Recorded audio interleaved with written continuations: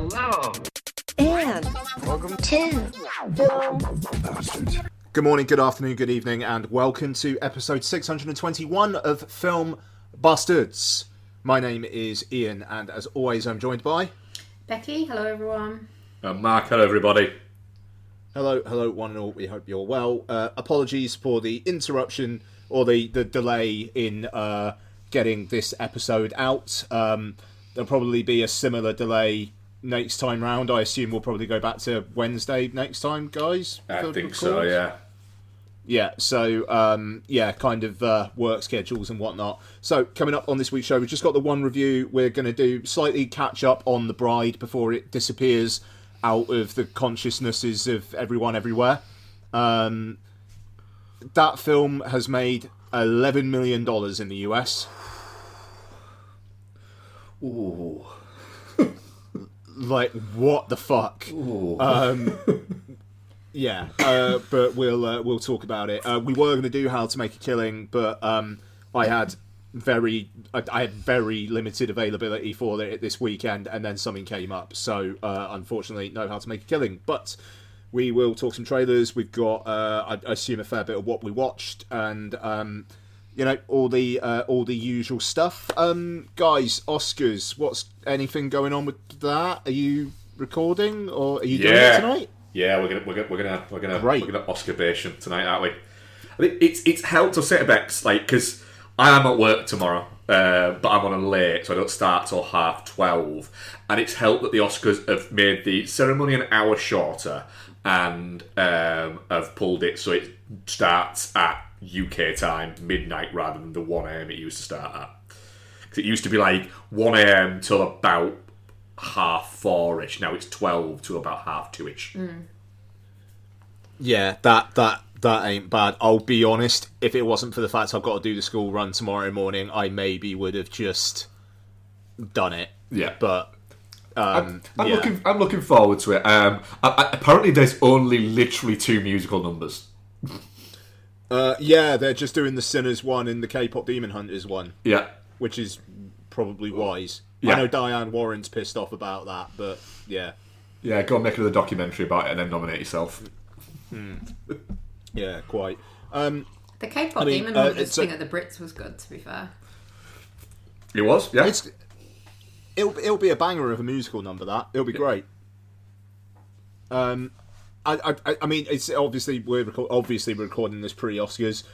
I love the fact that Best Actor, Best Supporting Actress are really, really up for grabs, and Best Supporting Actor maybe. But like, it's nice that there's actually a couple of like, we don't know what's going to happen here. I think we said it last year about it was there was less locks than there normally is, and this year it feels like there's even less locks than there normally is, and that is a good thing. I find it slightly amusing that Timothée Chalamet could very, very much in real time get an experience of fuck around and find out. Yeah, there is going to be a large element of a camera on him that literally the camera guy should have a sign underneath it saying, "This is all your fault." You don't start acting like a cunt until after all the votes are in, surely. It's just yeah, you can start acting like a dick when you go up to walk up, a la Brody. You can start doing it then, but don't. I mean, he still might win, and hopefully that he takes the fact that it went a little bit closer to the wire than I thought it was gonna, and a little bit kind of pulls in the humility, but it could just end up full blown like we see him in Things in a couple of years' time. We go, money was laundered. Yeah. I think it's a bit of a shame because he had promise, and I think he's just immersed himself in a world where being a cunt is just. I think it's more currency. That he seems to have a lot of people around him telling him how amazing he is. He seems to be going through a little bit of his Grindhouse era.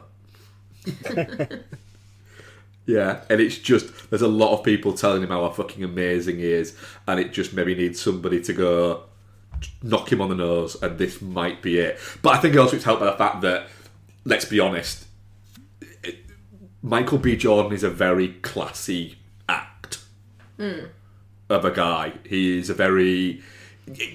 Michael B. Jordan seems like a very impressive man overall. Yeah. Yeah. The only thing that I think has dinged him in recent years was him talking about Jonathan Majors and basically saying, like, he's my brother forever, like, which in a very surface level way is respectable, but also wasn't he fucking found guilty? No, he was found not guilty. She admitted she attacked him first. Yeah.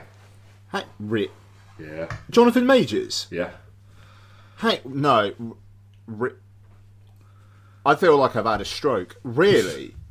From what I read, yeah. She was like berating him and shouting at him, and he went to grab her phone, is what I read. And that was all it was. Actor Jonathan Majors was found guilty in December 2023 of reckless assault in the third degree and harassment against his former girlfriend Grace Jabari. Okay. Yeah. So he was sentenced to probation in April 2024. Who am I thinking of then? Yeah, reckless assault. One kind of reckless assault. And He was acquitted. He was acquitted on another account. That's it. Ah, okay. Yeah. Okay, Jonathan Majors' ex-girlfriend drops assault and defamation suit against actor. Yeah. I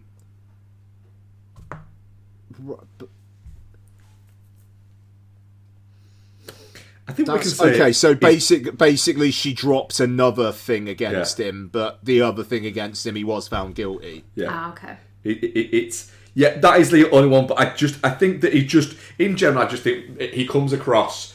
Whenever he's been accepting things, it's been, this is amazing, yes, an original idea from a original voice. He's putting that out there and we're getting to share this with the world and this is amazing. And the fact that all these people have responded to it really well and everything like that, he's very much... It's been... You've watched it and gone, just, fair play to this guy. And the other bit of it is, he's really fucking good in it, in a dual role. So if he does win an Academy Award tonight, it will be absolutely justified. In the same way as if DiCaprio took it. DiCaprio is my favourite performance of the year. In that. But when Michael B. Jordan wins it, that will be a very... I do think it'll be a very kind of like important moment for cinema. And I don't mean that because it's a person of colour winning it. I mean because it's an original film winning. There was a big, there was a lot of people saying, that this movie is just, why have they given this much money to make a horror movie directed by this guy with this cast? This can't, what is it? And now it made a shit ton of money and it's doing really well in the awards circuit because it's really fucking good. Yeah, I mean, like, Best Picture or Best Director, it's whoever wins, we win. Yeah, that's it. Which is probably why they're going to get shared out a little bit. I think it's going to be one of those ones where whoever wins Best Director doesn't necessarily win Best Picture. It's... I don't know. I mean, we can talk more about this on the next show, and obviously you guys are going to talk it through tonight, but I do feel like PTA's basically locked, essentially because he's been around for so long and doesn't have an Oscar at all yet. Yeah. And now tonight he's personally gonna win too. Yes. Like, and whereas Coogler, the dude's in his late 30s, he's got plenty of time. He's gonna get Black Panther 3 done, and then the film after that will probably win Best Picture. And apparently, it's I saw something with him when he was talking about it and saying that he has a couple of ideas. And that one is a 80s crime movie set against the backdrop of the Watts riots. and the other one is a western. And it's just like either one of those. Both of those you're looking at going, oh god, I bet that's going to look fucking good. Yeah, too right. I mean, I will say, the one thing that I think is going to be a shame tonight is Sinners probably not winning cinematography. Like, the thinking is that's going to be one battle after another, which looks great. Looks great. Yeah, the thing there Sinners is, I just think that that everybody will have been going down to put either Sinners or Train Dreams, which could win best. Which because soon talking that the fact that it's all natural lighting is fucking incredible. But I reckon as they're going at it, just images of that fucking road are just going to be flashing in their brains. Yes, exactly. And they should go, yeah, it's one battle after another. I get it. I get it. It just massive shame, and you know, they could make history. First black woman to win cinematography. Maybe first woman to win cinematography. I think I might be right in saying that. Yeah, I think you might be right. I think there's only been like a handful of ever even been nominated. Yeah, exactly. So but hey, look, the dude who did the cinematography for One Battle After Another, I can't remember his name, but he's like one of PTA's boys. Like he's risen through the ranks. I think the only other film that he's been DOP on was Licorice Pizza, which in itself is a good looking movie. So, you know, I mean, fair play. I don't know. For me, that would be a shame.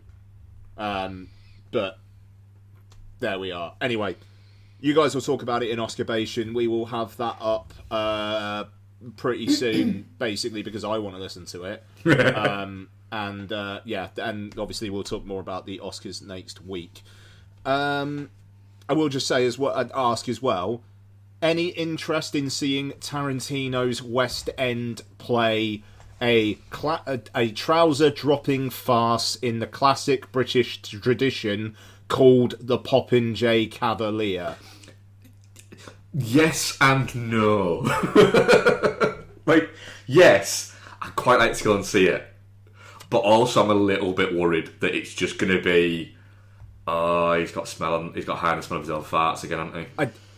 A trouser-dropping farce in the British tradition makes my heart sink. Yeah, that's it. It's just a little bit of, has he ever done anything like that? It'll be fascinating to see what the cast is going to be. And, I mean, like, let's face it, for this thing is going to be fucking brutal. Tim Roth's going to be in it, isn't he? Like, it just is. It's just there. Even if he doesn't cast him, he's going to be there. I don't know. The tickets are going to be so expensive that I kind of hope they do some matinees where it's like, look, the big star names aren't going to be here, but if you just want to see Tarantino's play, do you know what the irony is? The fact is that probably more people are going to watch this movie, this play at a cinema than anywhere else. That's pretty fun. I wonder. That will be interesting because it's literally a co-production between like a theatrical company and Sony Pictures Entertainment. Yeah, it's going to play cinemas. So, yeah, they've got a massive... Like, I suppose Tarantino would allow it after a while, but I don't know. It's like Harry Potter and the Cursed Child. Can't see that for shit unless you go to the stage show, can you? So, yeah, I don't know. I heard that, and just the recent fuck me, Quentin, you just need to shut the fuck up. And there's an element of shut the fuck up, make another movie, and then go and twat around. Or just retire. Yeah. Retire. Spend some time with your kids. Retire. Say I don't have another movie. I just don't have another idea. I think I'm done with movies. And I don't know. He was old when he had kids. Spend some time with your kids. Yep. But, anyway, there we are. The Popinjay Cavalier. What a fucking title. Brackets derogatory. Okay, let's talk trailers. What have we got? Did you watch the new one for the new David Mackenzie film, Fuse? No. I don't think I even came across that. Yeah, there's a new David Mackenzie movie coming out called Fuse. Let me just tell you the casty cast. Relay was good. Yeah. You've got Sam Worthington's there. But you've also got Gugu Mbatha-Raw and Aaron Taylor-Johnson doing another voice, I must add. But yeah, you've also got Theo James in it, so it brings the average down a little bit. You know, that man should not be allowed on anything that isn't on ITV. But yeah, it looks good. It's a proper... Or a Land Rover ad. Yeah, which I'm guessing is just majoritively shown on ITV. But yeah, it just... Oh, mate, I see that fucking thing in the cinema all the time. It's a lot. It's a big cinema one, isn't it? Yeah. Yeah. But it just... My thing just goes, I don't watch TV, so I don't have to watch this kind of shit. But yeah, it's about a unexpected World War II bomb that gets discovered on a construction site. Aaron Taylor-Johnson's character is like a bomb disposal expert, but at the same time, it kind of seems like the bomb might have been planted there so that ITV's Theo James can do a robbery. Shit, sorry. Okay. Looks very David Mackenzie. Yeah, it looks good. Looks very good. Yep, love a bit of Dave Mackenzie. All right. Yep. Hang on, is this a Sky original? Yep. Am I making that up? No, Sky original. Sabre Films. Yeah, okay. 90 I mean, that's not necessarily a bad thing. No. Like they pick up some interesting enough stuff. Yeah. So 95 minutes. Cool. Great. Yep. It just looks fun. I mean, as well, Aaron Taylor-Johnson has a good eye for the movies he wants to do. Yeah, he does. Yeah. He's you know, Craven the Hunter was a weird one, but apart from that, he's a bit. I'm just going to do stuff I want to do. Yeah. Yeah. It also does seem a lot like he's been kind of on a bit of a retainer for something for ages that it might not even get. What else have we got, guys? I didn't see the Hokum one. I completely forgot to watch that. Did you watch it? Fucking mint. Does it? Yeah. Yeah, it looks creepy as fuck. Is it Adam Scott, that? Yeah. Is it? Yeah, it is. Yeah. He likes a little bit of genre occasionally, doesn't he? Yeah. Wasn't he in Piranha 3D? I'm not sure. I don't think I've seen Oh, he might have been. You know, he might have been. You know. Piranha 3D's decent. What about Piranha 3 Double D? It was alright at its charms. He's in the monkey, isn't he? Adam Scott, yeah, he's in Piranha 3D. He's in the start of the Monkey. He's in the Twilight Zone, so yeah. I mean, yeah, he likes doing Dabbles it. in a little bit of genre. I mean, Severance is like genre-y. super fucking genre. Yeah. So yeah. Is that a TV thing? It is, yeah. Yeah, Apple TV show. Yeah.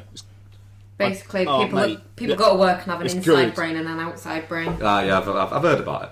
It's I've heard told tell. what I watched of it was quite interesting, and then I struggle to watch TV stuff on my own. Really, I look. I get it. You know, TV's not my bag. Severance is worth the time.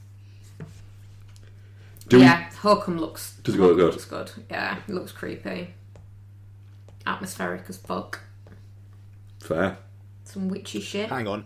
Oh, when the fuck is it out? Please. 1st of May, I think. Yeah. Is it first? Fuck. I'm looking for a horror film to watch while I'm in Florida. When is it you got to Florida? Mid-May. Mid-May. Yeah, and it's like we're going with Mark, you know Dominique. Yes, you know Dominique, and her family. We're going with them, and it's like I really, really want Dominique to go to an American cinema and see a horror film in an American audience because I think she'll just find it really fucking funny. Yeah, May 1st. So, bollocks. That's a shame. The new Guy Ritchie one is out while I'm in Florida, though, so I'm probably going to go and see that. I'm so looking forward to that. Looks fucking great. Into the Grey. Yeah. I mean, that cast, it's a proper Guy Ritchie cast. Yeah. Here for it. Motherfucker can do this stuff in his sleep. It is autopilot, but good cast doing that with a Guy Ritchie thing. Hopefully it will be at least a 3 out of 5. But the dude's track record of late, you know, Ministry of Ungentlemanly Warfare was okay. Fountain of Youth was hot trash. Yeah, it was bad, that. Coven was good. Guy Ritchie, The Coven was good. Yes. Yes. So yeah, I mean, he's got 2 movies out this year. Can't fault it, man. Yeah. Like, I mean, he's the one's a black comedy starring Rosamund Pike and Benedict Cumberbatch.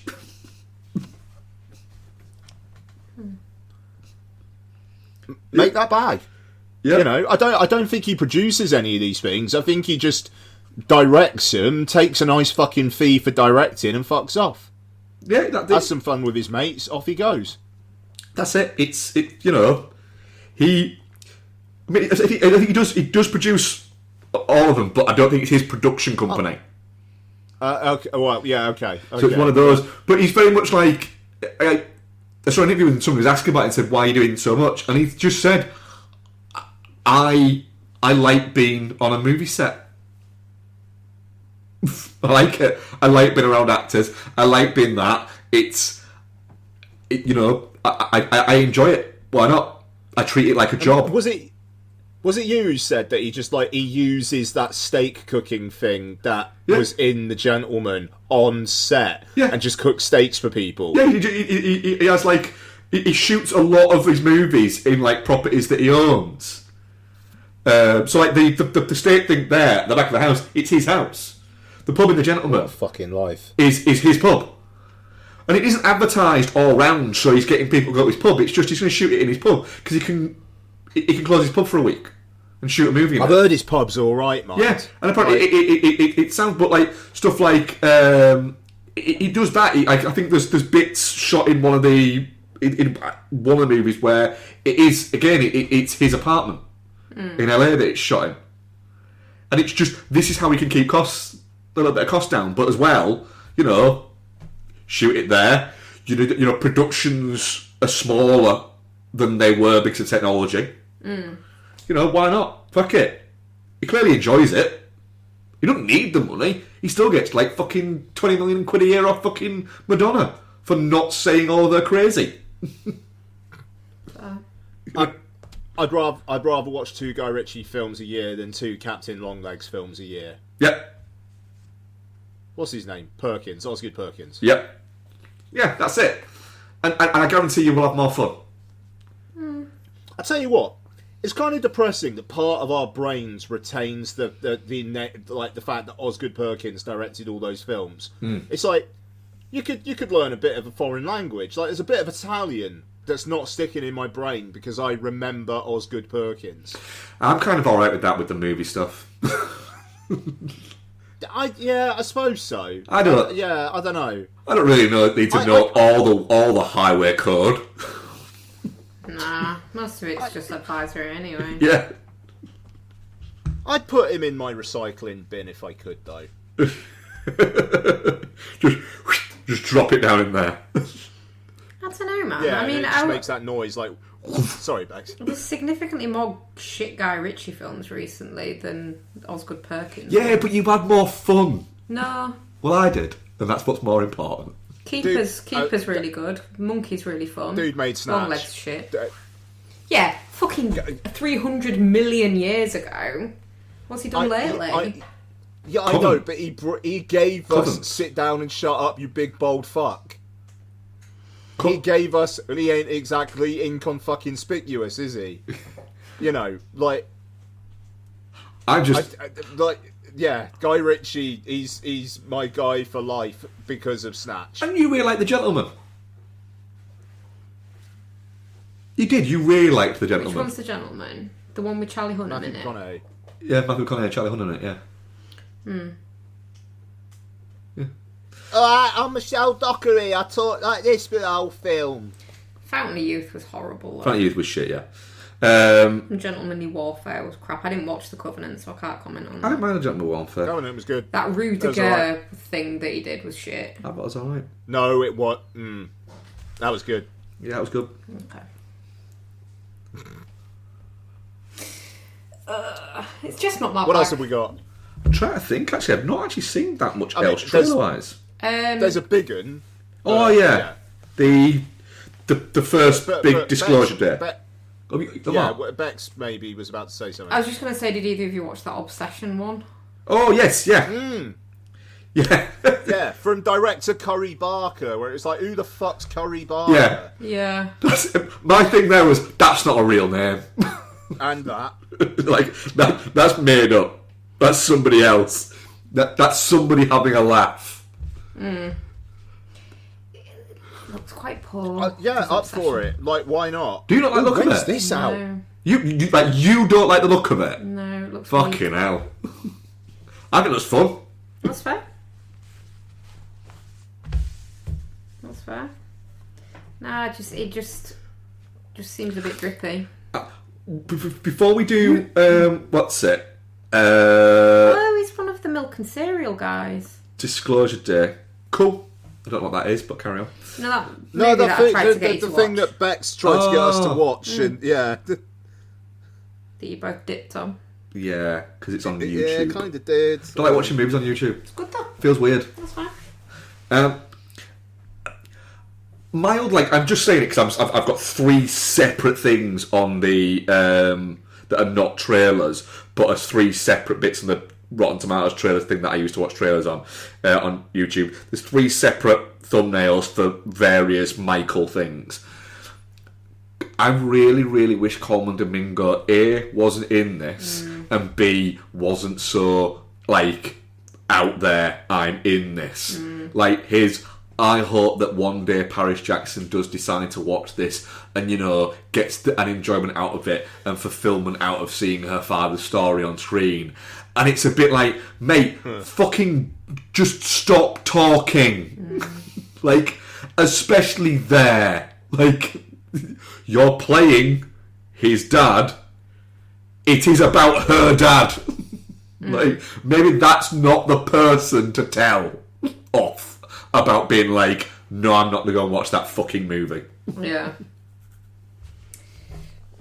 Yeah. I wish you wanted it because I quite like Coleman Domingo as a general rule. Yeah. Disclosure Day. Where are we on it? Oh, I didn't watch this. I like the look of it. I think this is better than the teaser. It is better than the teaser, yeah. It looks like it's basically going to be people uncover shit and then they're on the run from the government. Yeah. That'll do. It's got a little bit of kind of 70s, dare I say, early 80s kind of political espionage movies. Yep. Absolutely. Spielberg doing that with like today's air of what the fuck about everything at the moment. Like it feels like there's going to be a lot of that to this as well. I really, really, really rate this trailer. And Emily Blunt and Josh O'Connor is like a double act because I'm assuming Eve Hewson's not going to last very long. No. So like them as a double act, I think will be pretty great. Yeah, I'm up for it. Looks good. It's either going to be 115 minutes or it's going to be way too fucking long. I could see it being a tight 2. Yeah, I think if he's doing that kind of movie, I think he'll bring it in at a tight 2 hours. Middle of fucking June, just as the World Cup starts. So I can avoid a World Cup match and go and watch a movie instead. I'm fully fucking out.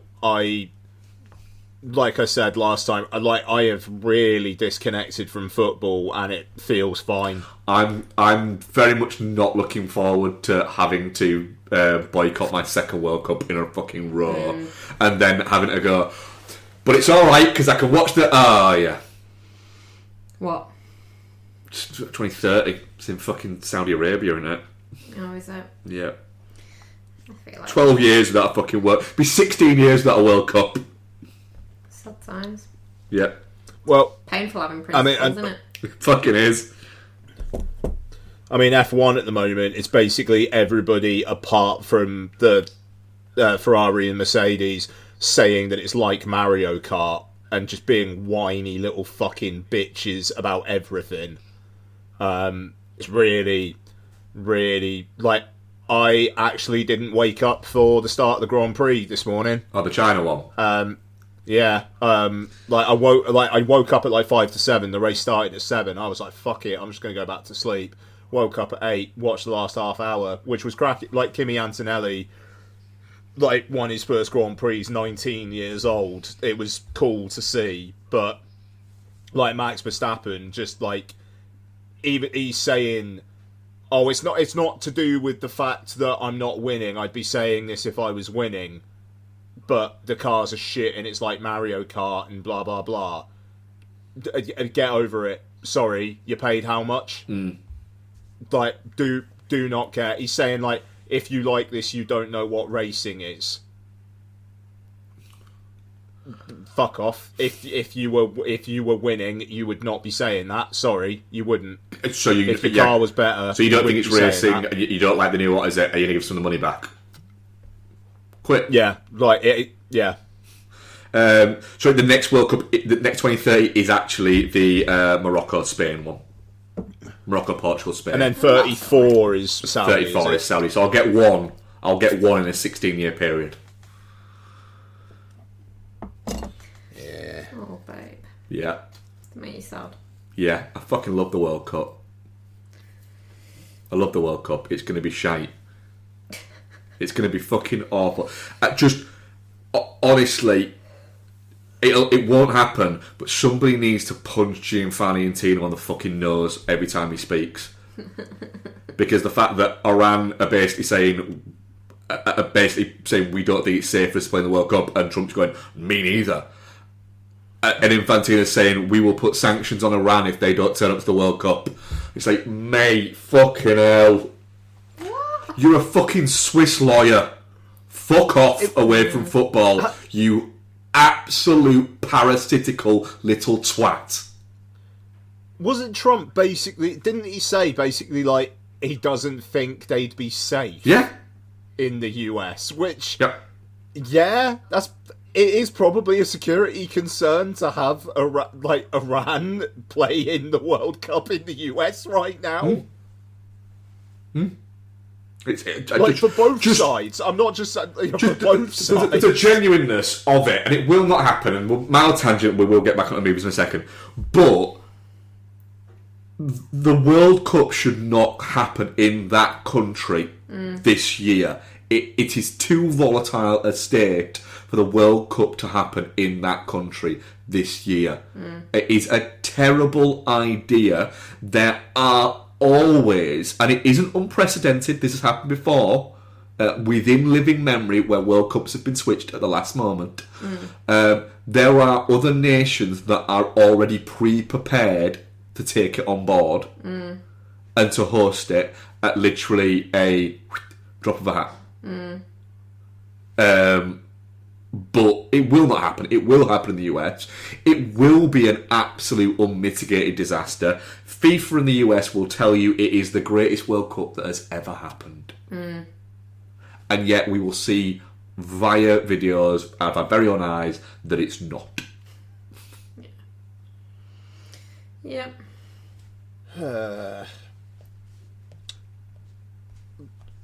Well, Well, let's change the record. let's fucking switch it up a little bit to go to the that musical that wasn't a fucking musical. No, yeah, there wasn't a musical at all.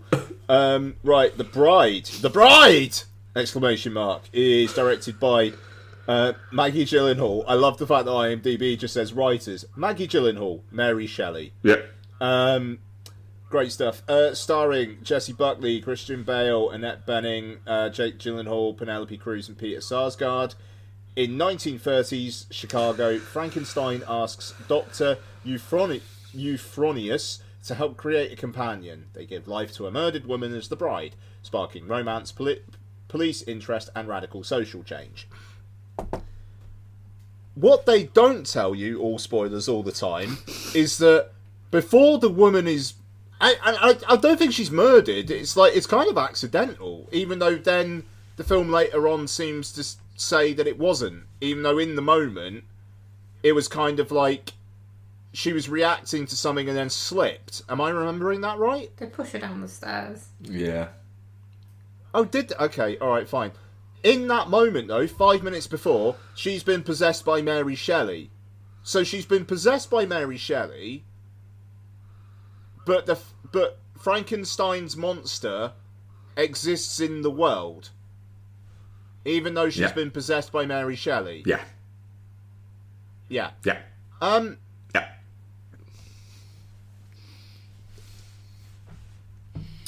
Fucking batshit, but also quite boring. Odd film. We were all looking forward to it. Bex. Your thoughts? The Mary Shelley bit ruined it for me, I think. The dissonance of... So Mary Shelley is a real person and wrote Frankenstein, but Frankenstein's also real. That makes no sense. She's either an author who wrote Frankenstein, or we're in a world where Frankenstein's real and Mary Shelley doesn't exist. Just makes no fucking sense. Yeah, and I think that just spoiled it for me, really. Just that one little bit making absolutely zero fucking sense ruined the entire thing for me. The issue, sorry, because it is related to that, the issue I think that I mostly have with that is it adds nothing to the film other than confusion and actually hampers it. You take that shit out and add in some fucking musical numbers and I'd have been well happy. It's... You don't even need the musical numbers, really. It's baffling. It's a baffling decision. Yeah, because, like, the only thing you gain from it is, like, a few scenes of Jessie Buckley getting to do a weird Mary Shelley voice and being a bit fucking weird, which don't really land. Which... For me. I'm sure that she and Maggie Gyllenhaal had a great time workshopping that. I bet they had the time of their lives fucking laughing it up while they were working on that. And it's the most fucking art school, like, theatre kid bollocks. Like, I want to bully this film.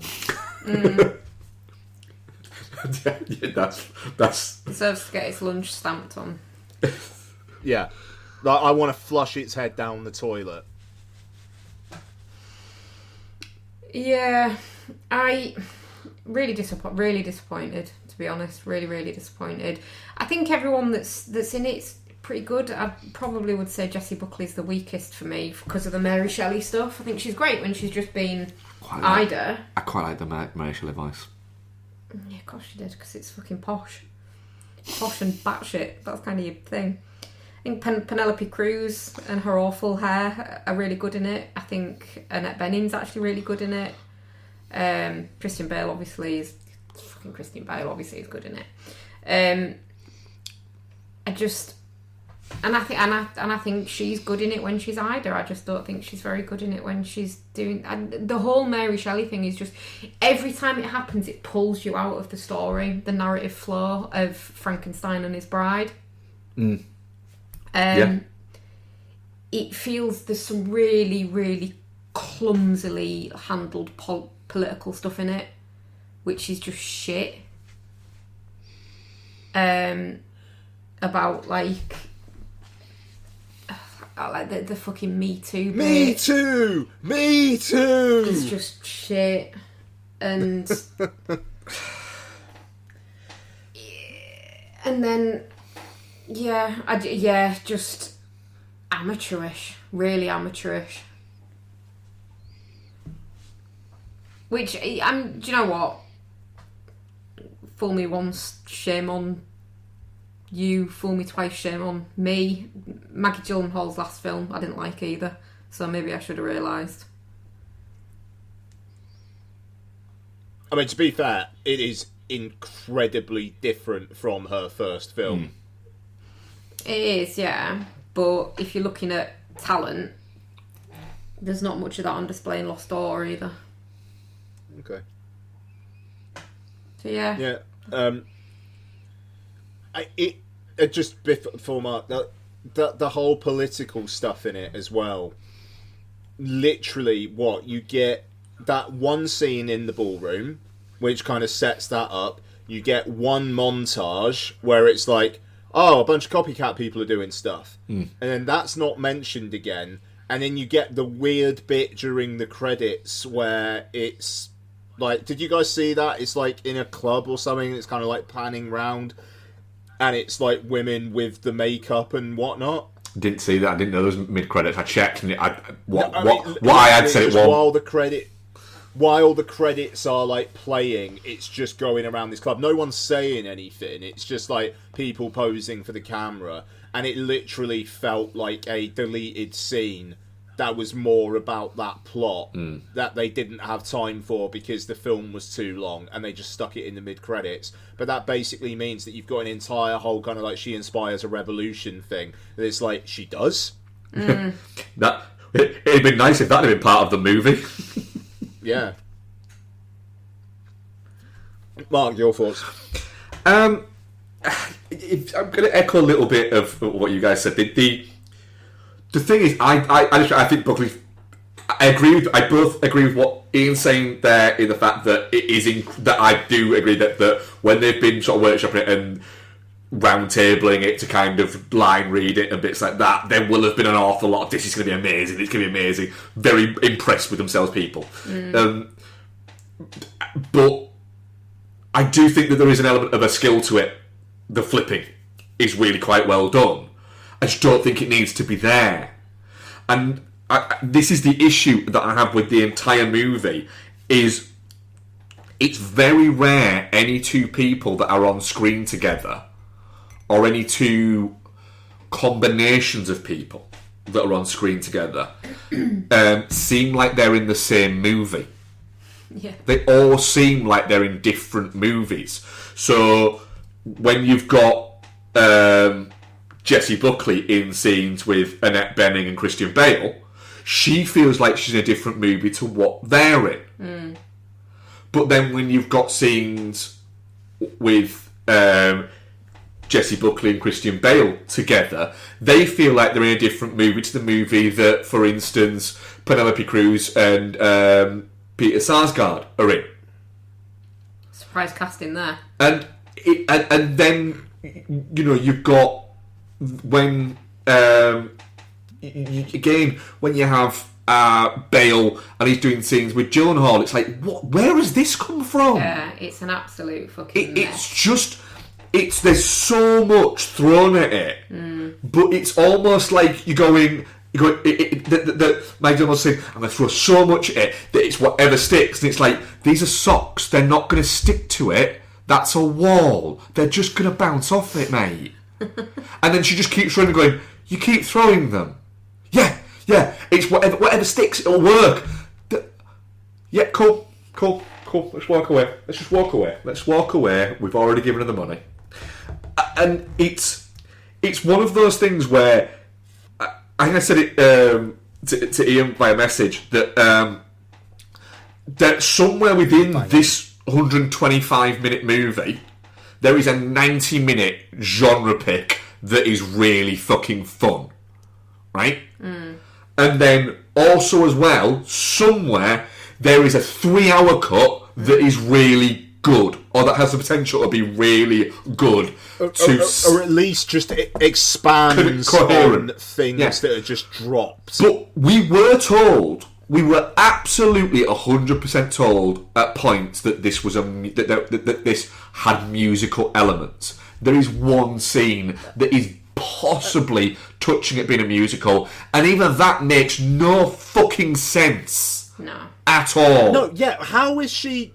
How is she like possessing those people to dance? Yeah, it makes no sense. It's so. It's. Too many ideas and too little, like, people saying no. Focus, bitch. Yeah, there is an element of somebody should have been there to go. But why? Or what is this? What you're doing here? Because you've got this. You've teased that it's a musical.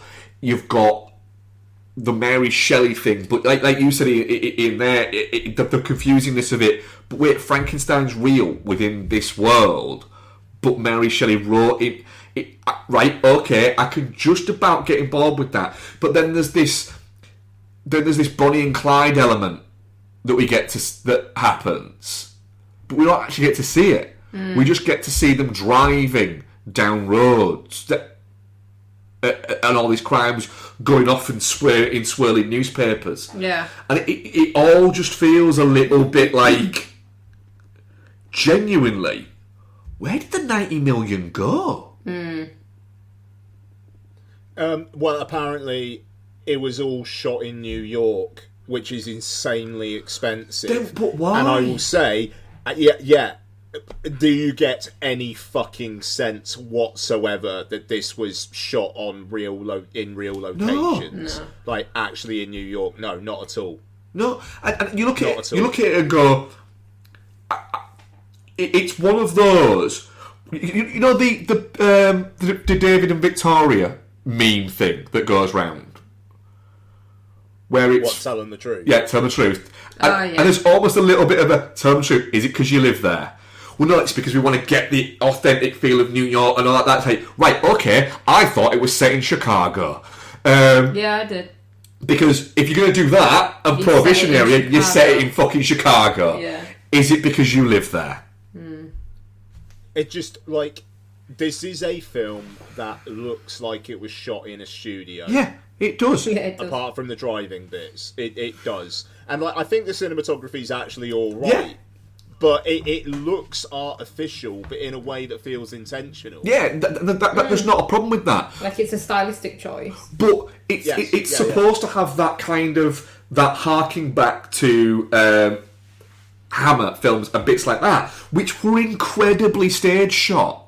But then also as well, you've got, it's such a muddled film that makes no real kind of actual. It's a real shame that it isn't better, because performance-wise, everyone's decent enough in it. I really like Christian Bale in this. I liked how intimidated he was by her at the start, and it kind of like took a while for it to click, but then he is like turned on by her. Yeah.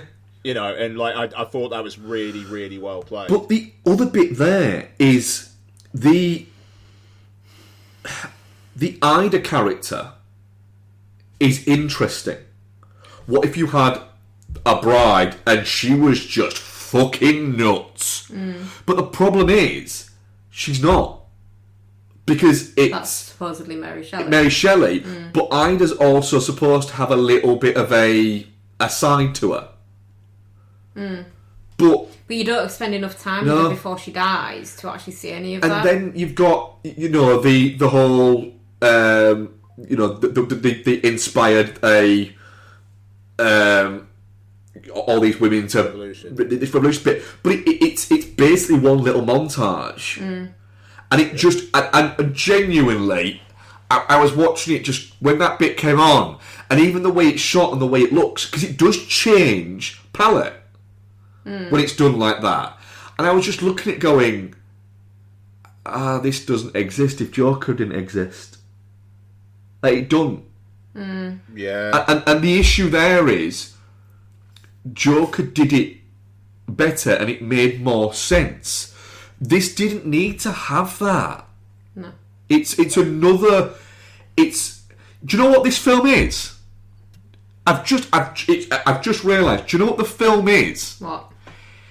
It's Rachel's trifle that she makes in Friends.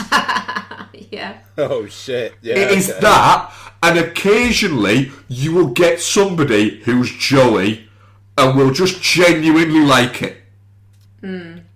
And you might be able to like certain layers of it, but at the end of the day, for some reason, there's meat in it.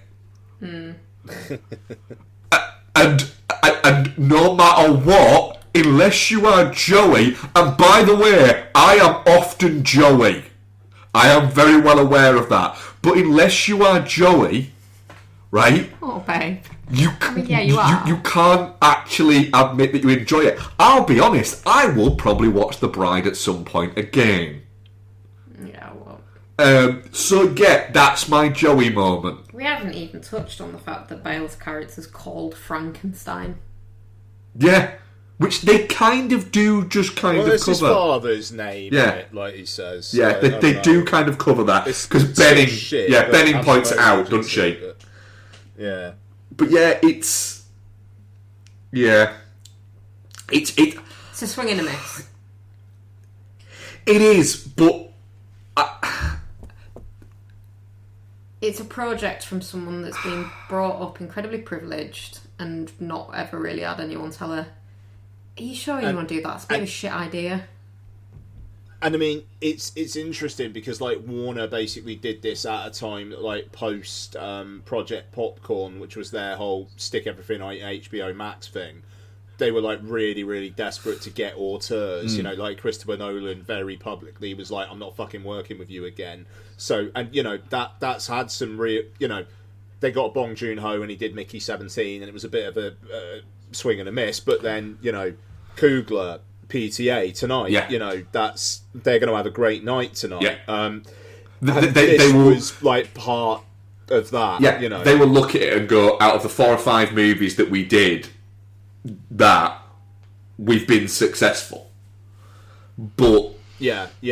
But this, it just, I will be fascinated if it comes out in a couple of years, an extended cut gets released. That I would as well. There won't, because the market's not there for secondary cuts anymore. Like if it was the DVD, Yeah, that's a fair one. You know, unless it ends up just fucking like it ends up just on HBO Max. Maybe. No one's reclaiming this, and also they're not going to give Maggie Gyllenhaal any more money to like finish shit. She'd have to give them some money back. Well, yeah, no, exactly. And this is the thing, it was like Netflix were in for this as well, because they distributed The Lost Daughter, and they pulled out because of the amount of money that Gyllenhaal was asking for, you know, in terms of the budget. And it was like, literally, if they shot this, frankly, on a green screen in Georgia... It would have cost half as much, and wouldn't a bit, you know... And we're very anti-green screen in Georgia. We are, but at the same time, this kind of film, where it is a stylized, artificial look, benefits from that. You know, insisting on shooting it in New York, which basically gives tax breaks to fucking no one for film, is insane. Did they shoot on IMAX cameras as well? I mean, yeah, like the whole kind of like filmed for IMAX, shot on IMAX thing. I don't think they did, but they definitely, you know, they're. I mean, it was shot on IMAX certified cameras, not IMAX cameras. Certified, yeah, all right, yeah, okay, so yeah. I mean, I'm so glad I didn't see this in IMAX. I would have been fuming if I spent that extra money. what are you getting? Like, because Gyllenhaal's done a bunch of stuff for the IMAX YouTube channel about like seeing this in IMAX. It's like, why? Yeah. It. A real misstep, and a little bit. It's like me and Ian, I think both really quite like Lost Daughter. It's a really It's a really claustrophobic movie. I'm praying there's no bigger disappointment this year than this film. Yeah, there was a part of me that was going to say Geostorm on this, but I am gonna think that I might just have to go shit on it. It is shit, yeah. And genuinely, that kind of pains me a little bit. I mean, just the whole Cruz and Sarsgaard thing as well. He's her secretary, she's his secretary, but then he literally just gives him her his badge, and it's just like, it's your time now. It's not how it works. Yeah, it's not how it works. I don't think that might be how it works in America now. Just the bit at the the bit at the end as well, where like Penelope Cruz is like ordering the guys around that copper's like, who do you think you are? And, I thought he was going to call her sugar tits or something. Like I don't know, just like she flashes him the badge. It's like, Jesus Christ. Also, one last thing, the whole Annette Bening's just like, yeah, he can't be saved. He can't be saved. Blah. And then at the end, oh, actually, no, do you know what? No, they're both still alive. Fuck it. I figured it out in the last 2 minutes. Yeah. Fuck off. And also, old Frankie, he was fucking gaslighting her the entire time. Yeah. About, like, no, we were together before. Yeah, no, absolutely. Like, I'm sorry, but no. You didn't need to do that. Like that. No, I should have been fine with it anyway, I reckon. Yeah. It just, yeah. Fucking, a real mess of a film. Yeah, shit. Yeah. Sadly. Our audience poll, shit 33%, Geostorm 67%. I can see why people will Geostorm that. Yeah. I half expected it to be composed by Florence, whatever her name is, to be honest, the score. Like, it's got real Florence and the Machine energy, this film. It's what's her name? Haida, good letters. The Joker person. Yes. Should we do together, or do you want to do what you've been watching solo, and I'll do my solo, then we'll do it together? It's up to you. I'll go first if you You go want. solo, yeah. So I watched the 1992 Buffy the Vampire Slayer movie. Wow. Do you know what? I really like the Buffy the Vampire Slayer movie, and the only sort of real problematic bit about it, well, the only two Buffy. really problematic bits about it are Joss Whedon and Kirsty and Swanson. Buffy the Vampire Slayer. Yeah. But you know what? It's pre her being problematic, and she's actually really quite good in this. It's a fun movie. Yeah. Early Ben Affleck as well, isn't Yeah, briefly. And you've got... She's really good as Buffy. She might be a dickhead now, but whatever. But you've got Donald Sutherland and fucking Rutger Hauer in there. Ah, yeah. I forgot Rutger was in there as the bad guy. Yeah. And, like, Paul Rubens is in there doing his, like, overdramatic death scene. And Holy shit, it's Paul Rubens, isn't it? Yeah. Really early Hilary Swank, Luke Perry. Just real, like, quite a stacked 90s cast, to be fair. Mad cast. Give me his real name. Sideshow Luke Perry. Oh god, yeah, David Arquette as well, yeah. So yeah, just really fun, to be fair. A lot more kind of vacuous, I guess, than the series ended up being. I think that went down a bit of a darker route rather than a comedy route. But yeah, just really good fun. Yeah, nice little bit of escapism. I've now started rewatching the show, which will be exciting for me. So yeah, and then I watched only a couple extra actually. I watched Ratatouille. Oh, did you? Yeah, I've not seen it in years, and I remember quite liking it. And people always talk about it, and I was like, do you know what? I'm gonna give that another watch. Ratatouille is really sweet. I remember enjoying it. Yeah. I just fancied watching kids' movies today. That's fair. I wasn't feeling very well. Just wanted to snuggle up on the sofa and watch some kids' movies. And yeah, Ratatouille's... Didn't watch any ones I suggested, though, did you? No, I'm not going to fucking watch Airborne or fucking... What was the other shit one you mentioned? Mighty Ducks. That was it. Not my bag. I wasn't in the mood for live action, really. Well, until I watched my second kids' movie of the day. But yeah, Ratatouille's great. Not like pretty animation, but not crap either. My issue, I think, I have with stuff like Ratatouille is I think about, I wouldn't mind rewatching that. And then I start thinking about it and think, but I don't want to. Oh, that's fair. That's fair. Weird comment. But yeah, good. And then I watched the movie Sketch. Have you, either of you, watched this? It rings a bell. So basically, there's like this single dad, which is Tony Hale, widow. I've seen something about it, not watched it though. Raising his kids, try to sell the house that they used to live in when the wife was still alive. Oh yeah. Darcy Carden plays his sister. And there's a magic pond, which when you throw stuff into it, it does magic shit to it. So the little girl is going through some shit from losing her mother and draws like scary monster shit in a sketch pad as a way of dealing with it. And the sketch pad ends up in the magic pond when the monsters come to life. And they have to beat them. And it's very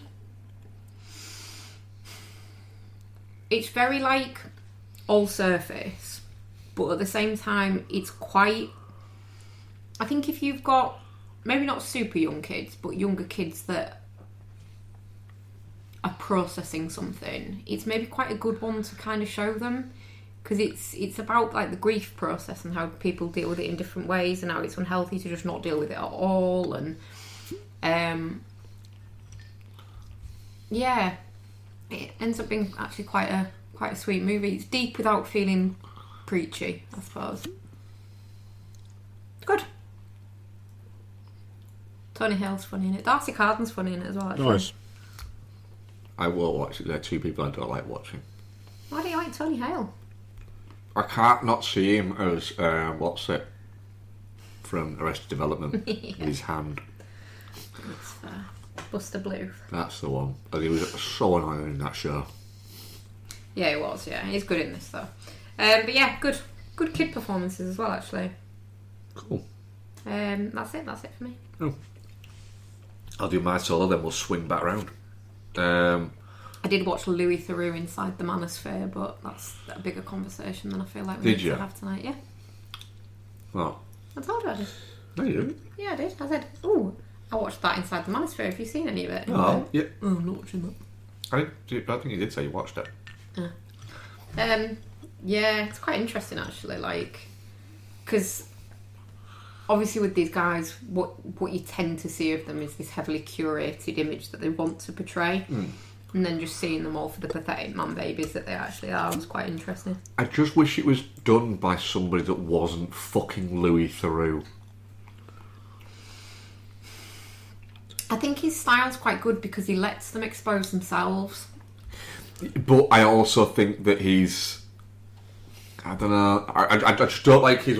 I think he makes documentaries about things that are very popular at the time. But almost a little bit... He's not... He makes them for entertainment purposes. He makes them as entertainment pieces rather than actual documentary pieces. I don't know. I think his approach kind of feels a bit softball-y. Yeah, I think that's it. But it allows them to feel comfortable enough to expose themselves. If you went in very like aggressive and combative, It's fair, yeah. he wouldn't get the access that It's he a does. fair comment, yeah. I'm just And I mean, not a big fan of his. This is really like broken through as well, because literally we were talking about this with my in-laws and my brother and sister-in-law today. But that the whole thing with Louis Theroux, he, like my brother-in-law was saying, like, it's just the way that he'll just let them talk because they're uncomfortable with silence, and he won't say anything. He'll just let them go, and then he'll just go, "But why?" You know, and just like, and I've got no interest in watching this whatsoever, because it's too depressing. That things. There's a lot of really depressing shit already, and I don't need to watch. But I'm also exactly on this, in the fact that my issue with anything like this is the problem is,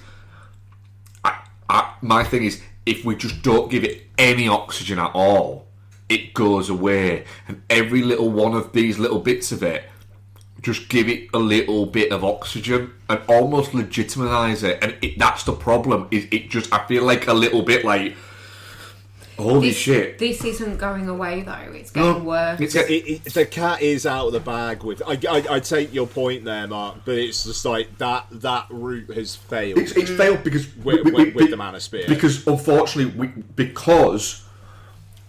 we gave it. We lost because the media let it happen by giving it energy. No, I completely disagree with that. I think the reason that we've lost is because people ignored it as just like this fringe thing for far too long.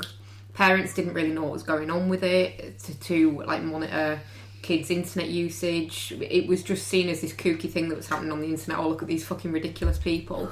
But it was taking root with the audience that it now has, raping 13-year-old girls in parks. It isn't going away, and I think shedding light on it, you know, and it's Louis Theroux, so people will watch it. People watch it. Well, I don't. I say, like Ian was saying, that I know it's there. I know it's bad. I know it's just something that I just fucking do not need to get into. It would make me angry watching it, and I don't need that. I have football for that. I just feel like if we were older and weren't quite as online as we are, and we had a boy child, this will maybe be the wake up call for a lot of parents that make them go, shit, maybe let's have a look at its internet history. Yeah.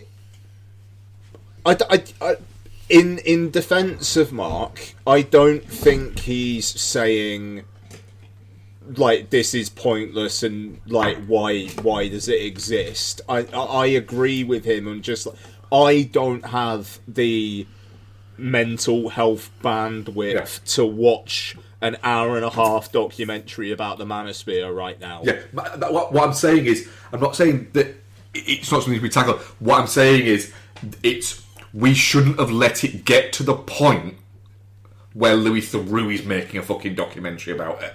It shouldn't have get there. But the way it got there is allowing people like, and I'm not necessarily naming case, it cuts up with some fucking algorithm, but the fucking king douchebag of all of these, of letting him like have segments on Newsnight and coverage on bits like that. That should never have happened, but it did, and it started to legitimise these ideas, and allowing him to have access to people, and allowing these people to have access to people, it legitimised it, and it brought it out there to the point of where fucking Louis Theroux is making a documentary about it. And I'm not saying that Louis Theroux doesn't, he makes things about Scientology, about Jimmy Savile. He makes these things, they're things that he knows will get a lot of eyeballs on it, because it's popular at the time. It should never have been allowed to get to that, and it's because we've allowed sensationalism to be news, and it's not. That is where the oxygen was given to this fucking ridiculousness, was then. So it's a little bit like you fucking... It is just so much of the trying to fucking close the door after all of the horses have fucking bolted and set up fucking podcasts, and they're telling us about how they're doing fucking 15-day days in one fucking day and reading books at triple speed. It's gone. And Louis Theroux isn't going to solve it.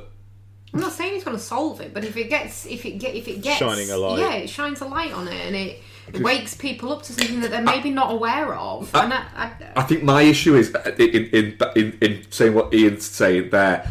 I find the whole thing far too depressing that I just couldn't bring myself to watch it. That's fair enough, and I understand that. I just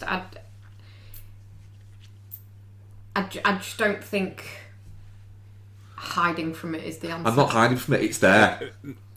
I'll just say I'm just going to say this quietly, so I don't know where Lots is. I would watch this if I was at all thinking that Lottie was particularly interested in boys. What I will say is... Yeah, I do think it's a good one for girl parents to watch is as well. The guys at work were talking about it today, and I obviously work with young people. And they're all they ever do is literally just mock the whole idea of the manosphere. It's a very big joke to them. It's such an oddity that it's again this weird little fringe thing that is such a minute thing is getting all of this. What is it? Because they shout loud. The problem is when it hits brains that are too young for it. Oh yeah, it sends out nasty little tentacles that are dangerous. Yes, but then this is where literally guidance should be put on to things like YouTube and bits like that, and the idea that let's just ban all social media for under 16s is like, for fuck's sake, ban it for over fucking 70s as well then. I mean, Ian had WhatsApp and he's under 30. Yeah. But yeah, ban it for over 70 as well, because it's just fucking dangerous. Yeah, it is, yeah. Parents need to parent their children. But I'm also... But then you get people who go, oh, well, we limit screen time, bits like that. It's like, just... that because your kids grow up in a different fucking time. You can have conversations and you can model healthy... relationships and healthy children. 100%. Yeah. Sorry. The whole thing fucking really irks me. I do think shining Couldn't a tell. spotlight on it is, and for the generations that it's going to hit with it being Louis Theroux, I think it is worthwhile, and it is telling how many fucking meltdowns the people that have been featured in it have had. Yeah. Because it makes them look fucking stupid. Well, I didn't watch that. Do you know what I did watch? What? Shooter. Yeah. Great. The Mark Wahlberg movie. Who he plays a character called Bob Lee Swagger. No, he doesn't. No, he doesn't. He does. No, he doesn't. No, he doesn't. Mark Wahlberg's character's called Bob Lee Swagger in Shooter. I promise you, he is. Okay. Go on. You've seen Shooter though, haven't you? It's a good movie. Me? Yeah. I haven't seen Shooter. The Mark Wahlberg movie? Yeah, I know the film. It's God, fuck me, does play a character called Bob Lee Swagger. Genuinely, Shooter's a good movie. Yeah. It's good. It's not just a Mark good movie. Like, it's not. It's a good movie. Like, it opens up with like a... Anton Fuqua directed. Yeah. Oh fuck! Maybe I need to watch Shooter. It opens up with a with like in silence, and I don't think that anyone speaks for like the first. I think it's maybe like 5-6 minutes, and it opens up. It's a very kind of similar to like a 70s style espionage movie. It genuinely... He does the music for Speed, does the music for it. It is a good weeknight movie. And I'm not just saying that it's a good Mark movie. Rade Sabegia's in it. I am not sabotaging you right now. Oh, fuck. That's a really good cast. Yeah, it's a good movie, and it's a good watch, Shooter. But he does play a character called Bodley Slacker. Yeah. I mean, the 47% on Rotten Tomatoes gives me faith. Yeah. It's good. Manola Dargis of the New York Times called the film a thoroughly reprehensible, satisfyingly violent entertainment about men and guns and things that go boom. Yeah. There isn't even that much boom in it, I don't think. But yeah, it's worth a watch. Actually, I think Shooter. I've watched it numerous times and I always enjoyed it. I also watched, because the movie poster came up on our boy chat thing. I watched the Michael Keaton movie, The Squeeze. Oh, good. So yeah, it's quite an unincidental movie. I can see why it's not portrayed as being one of Michael Keaton's, like, you need to go back and watch this, because it's pre Batman Keaton. Back when he still had the quite the hair and the rahness to him. It's that Keaton. Before he toned it all down after he did Batman. And then he was doing stuff like fucking, was it like My Story and fucking shit like that, where he was dying, and he did loads of like weak sauce crap. Do you know what is good? Do you know what I'm watching actually? What? Multiplicity. Multiplicity is a fun movie. It's a fucking banger. But then the film starts, and he's walking along with a guy who's clearly like his partner. Not partner, what is it? As in a love partner, as in just like a business partner. Business partner, Okay. yeah. Brolo, almost. And he's walking along with it, and I'm looking at going, wait a minute. That's a Joey Pants hat. That's a Joey... Is this got fucking Joey Pants in it? And then Joey Pants' name came across the screen. I was like, well, fucking hell. Here we fucking go. Yeah, The Squeeze is fun. I'm not going to go as far as say it's good. Mm-hmm. But I had a good enough time with it, watching it on my day off with my breakfast. So yeah. First. Nice. I have also told Ian about the fact that I watched this movie. So I was going to, because it's available to watch on Premium VOD, I was going to watch Hamnet. Because I thought, need to watch Hamnet. It does look like a plate of steamed vegetables. Yeah, no seasoning. And it does look like there's very little seasoning, but apparently Jessie Buckley is fantastic in it, and I quite like Jessie Buckley. So I was going to watch it. I was hovering over it. It was when you were finishing late at work. What was that hand movement? I don't know, like a rainbow. Like with a drop. Finishing late at work, yeah. So you're finishing late at work. And I was there, and I was just about to hit go on Hamnet. And then, do you know what I hit go on instead? Was it fucking Airborne? No, it wasn't. I watched that. I need to talk about that as well, actually, yeah. I hit go instead on War Dogs. The Miles Teller. The Miles Teller and Jonah Hill's Laugh movie.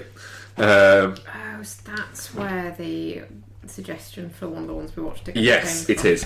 Okay. I really like War Dogs. I really like War Dogs. I really struggle with Jonah Hill now. This wasn't Jonah Hill now, Becky. This film is 10 years old. But just this is the movie that Jonah Hill has credited with his weight loss. He's big in it. But he also has an amazing fucking laugh in it and plays a thoroughly reprehensible character within it. But it's... The weird thing is, you can see the fact that the guy who made this... it's almost like the middle movie in the fact that I think it's quite hard to comprehend the fact that the guy who made The Joker also made The Hangover. for a lot of people. Not for me, because I always think that Todd Phillips has always made very good-looking movies and very stylish-looking movies. But this is almost like the in-between movie, because it literally is the in-between movie.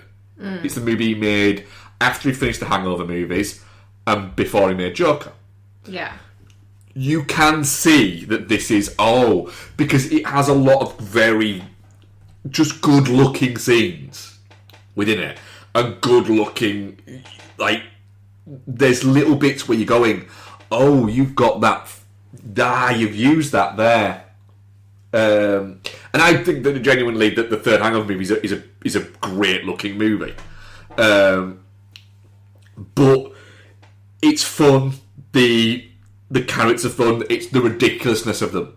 You're supposed to think that they're fucking stupid, and there's an element of that within it, and you're supposed to think they're ridiculous. The fact that you've got these two idiots who accidentally get a major defence contract, and it is based on true story. And the other bit there is that now we're in 2026, 10 years down the line, you're looking at it going, this is probably fucking still happening. The fact that I think the guy that Jonah Hill plays in this is now again in supplies to defence contracting is amazing. But I enjoyed my time rewatching it. It's a good looking movie. It's got a lot of fucking stylised bit to it, and it just I'm now going, I'm looking forward again to what the fuck Todd Phillips is going to do next, because it's always fucking interesting. Whatever the fuck he does is always fucking interesting. I feel like Todd Phillips is going to do a bit of a Shaggy, where like Shaggy only ever came out with a new album where it was just like, I've run out of money. Yeah. And that's it. And the thing is, he's done that thing 2 or 3 times where he's released something. I mean, like he made like the Joker, where he basically just was like, I want to make a sequel, and then I just kept asking them. The same thing has happened with The Hangover. I just kept upping the amount of money we were getting, and they kept saying yes. So why not? I feel like I might need to rewatch that, but my current stand on that is he probably should have kept saying. Follow Do, I loved it. I thought you quite enjoyed Follow Do. No, I thought you did. And then the other movie. I respected the trolly, you want me to make a sequel, this is what I'm gonna do of Folie à Deux. I think I don't know whether I'll ever watch it again. I think I will very soon. I would like to rewatch it just to see if it's any better than I remember. Because I liked it. I think it was me and Noel that liked it. We were the 2 people that liked it then. No, I liked it. Like, I liked it. That was as far as it went for me. But I just admired the sheer Todd Phillips of it all. I mean, he's a guy who made his name directing a fucking documentary about G.G. Allen. You know, and that's his sensibility. He is scuzzy, but he knows his shit. Yeah. Like, he's got an element of class, but he's a fucking douchebag. Oh yeah, like, the fact that he always cast himself as is Todd Phillips. The fact that he always cast himself as the creepy guys in every single one of his movies that he has a cameo in. He's always an absolute creep in it. But then everybody that's ever worked with him always says the same thing about him, is that he's just actually really quite a very smart and quite, chill guy.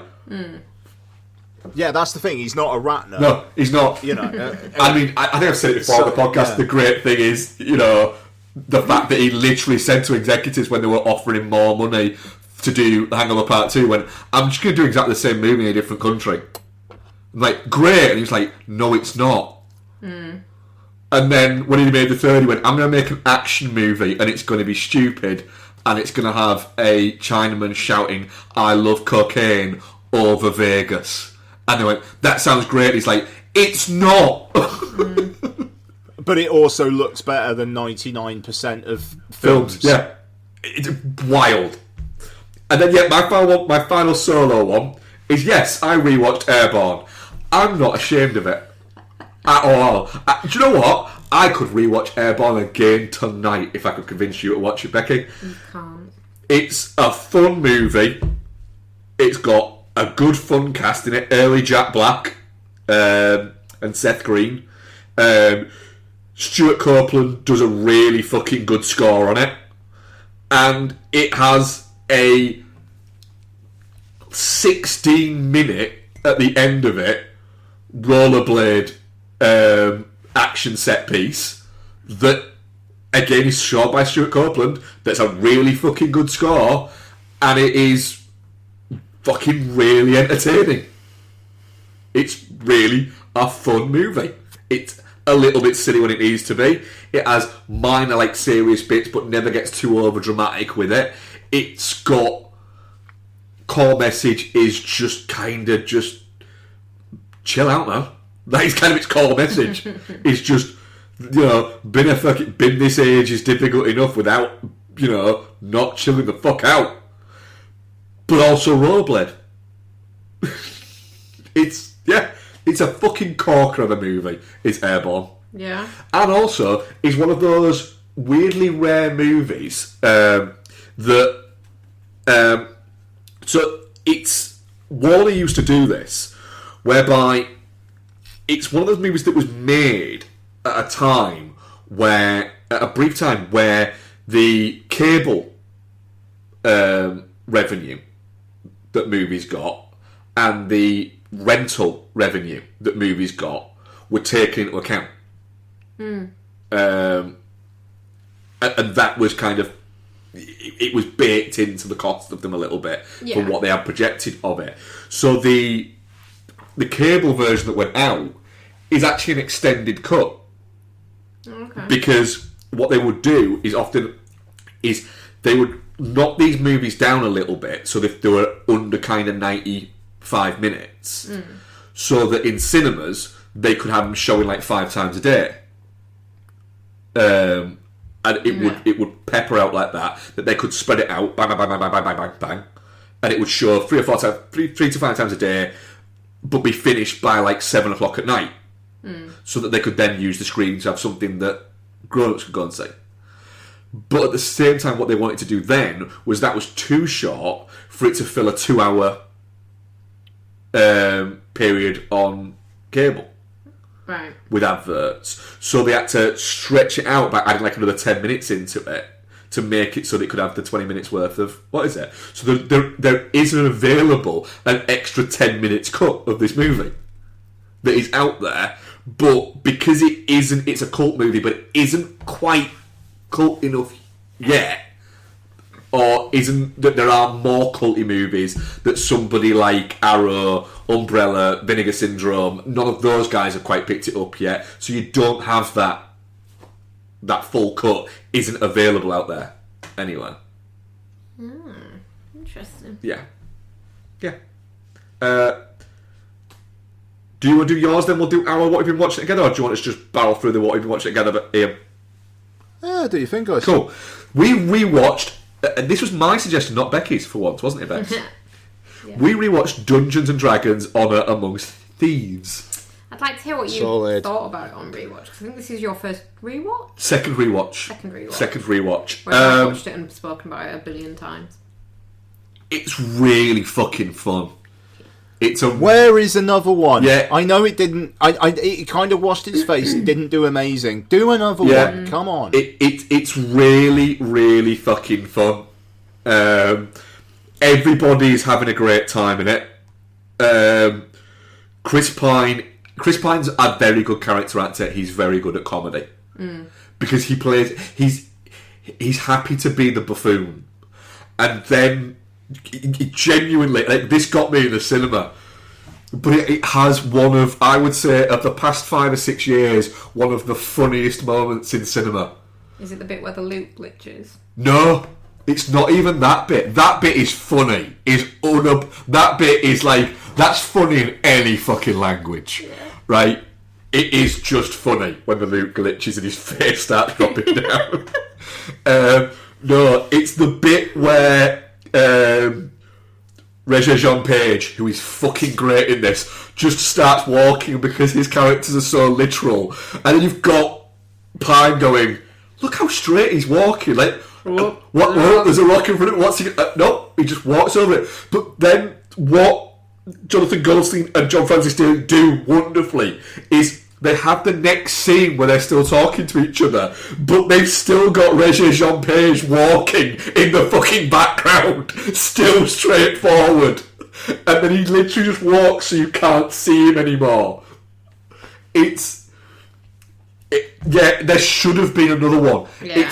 There's an element of me that is like, right, more people should have gone to see this. They really should have, because we could have had another one back. We could have been watching another one of these this year. We could have. We really could have done. Yeah. And I think we needed it. A lot of shit going on at the moment. Yep. And we could have done with this movie being there again. Yeah, definitely. I had a great time rewatching it. It's really fucking fun. And it's sweet. And it's got a bit of heart to it as well. Yeah, yeah. We also rewatched Tomb Raider, didn't we? Yes, we did. Which one? What's the name one? Alicia Vikander. Okay. You know that she existed like massively for like 5 years, and then he's not part of our world anymore. I reckon she's a secret trod wife. No, I don't. I wish she might be. She's just off with Fassbender. He's off racing cars and going to Liverpool games, and she's off. I don't know. Has she got babies? I don't know. Yeah, they've had at least one kid, but it is really weird that she's just completely stopped doing anything. Yeah, we've got 2 kids now. I mean, she's got a few things in post production. Yeah, The Last Day and Hope. Yeah. Oh, that's right. She was in The Wizard of the Kremlin. It's fucking Jude Law is Putin. Fucking Vladimir Putin. Yeah. Fuck off. I might watch that. I mean, come on. This film. A satire that follows the fictional character of Vadim Barinov, played by Paul Dano, during the final years of the Soviet Union and the turbulent start of the Russian Federation, where a young Vladimir Putin, Jude Law, rises to power. Also stars Alicia Vikander, Tom Sturridge and Jeffrey Wright. Of course Jeffrey Wright's in that. What? That is the most Jeffrey Wright of movies. Yeah, I might watch that this week.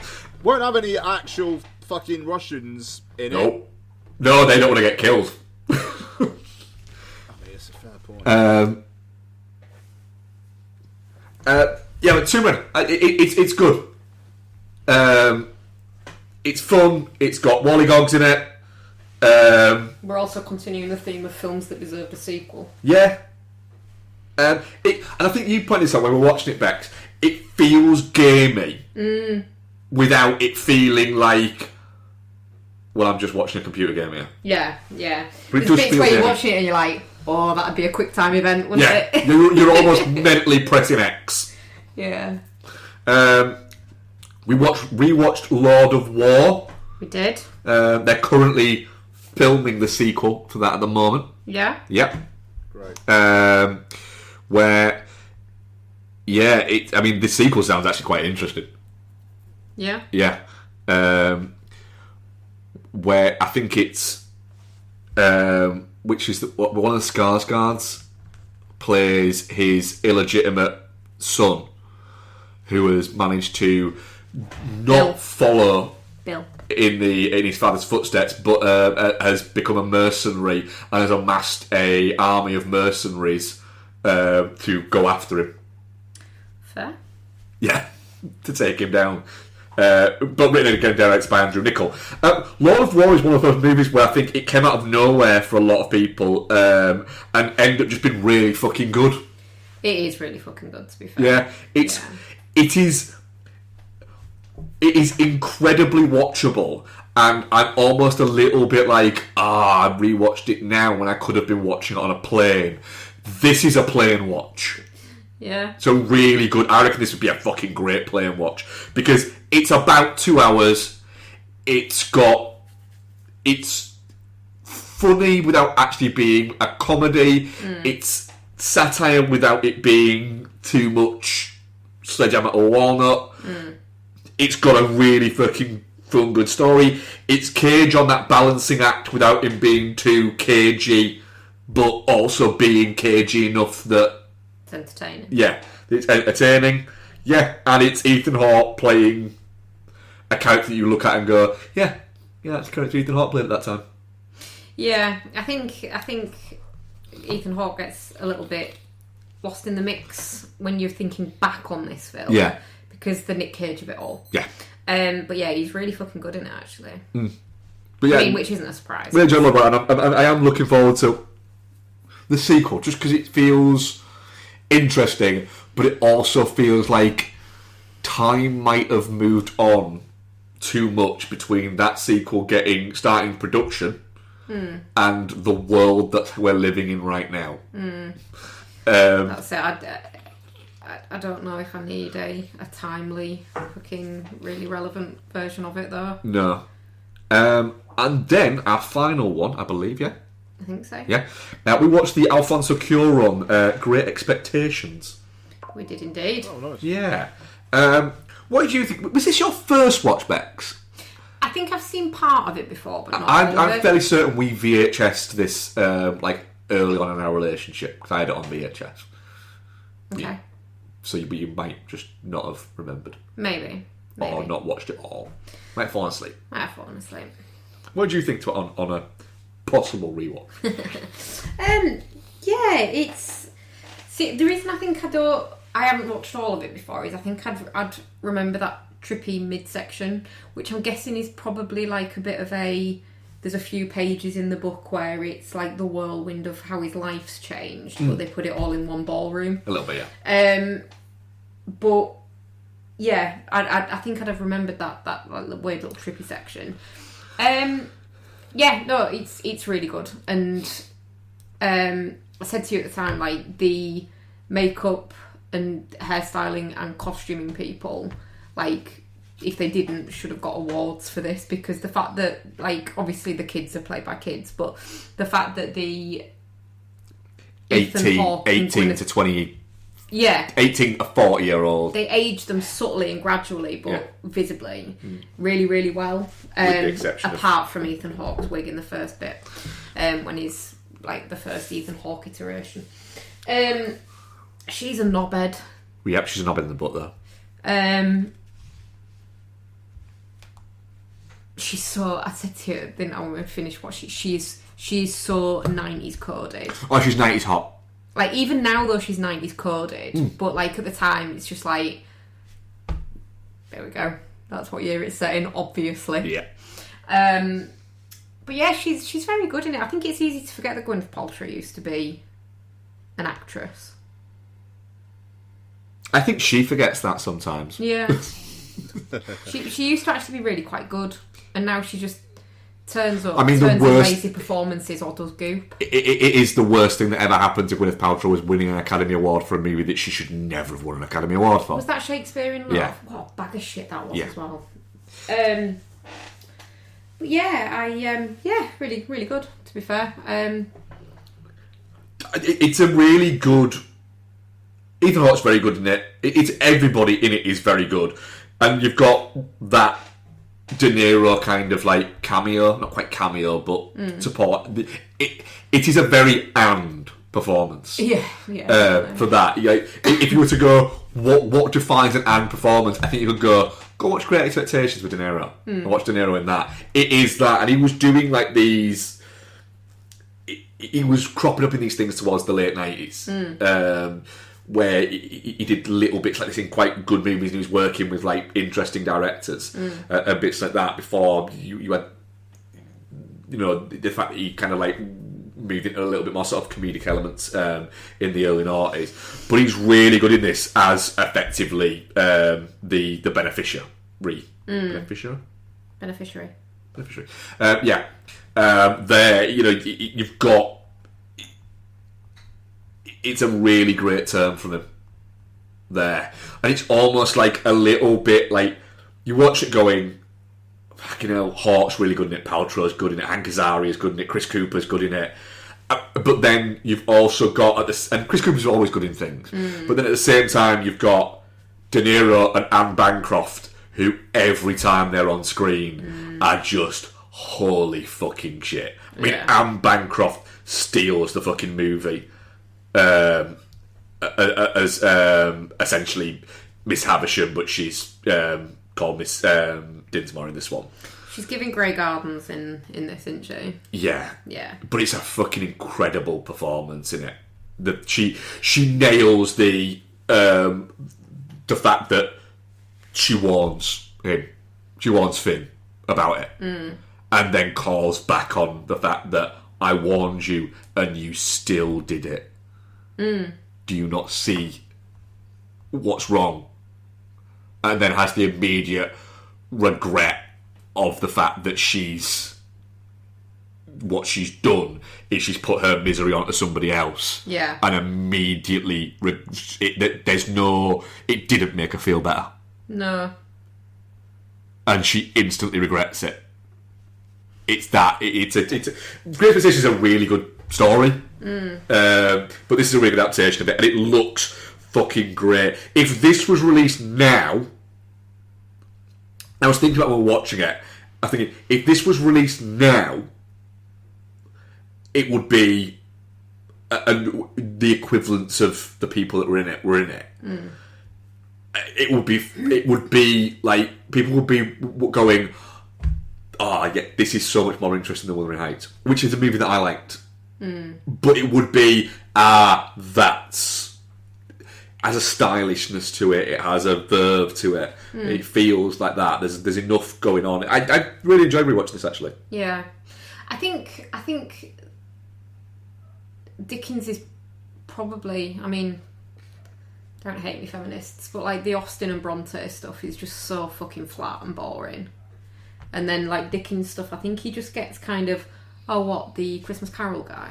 There is an element of the Christmas Carol into it, yeah. Whereas he's written some quite good stories. I'm not a big Dickens reader, but like the story plots are good. And they're rich and they're involved as well. I mean, I think I read I read Great Expectations at school, but not for school. If that makes sense. I think I read it because I knew this film was happening.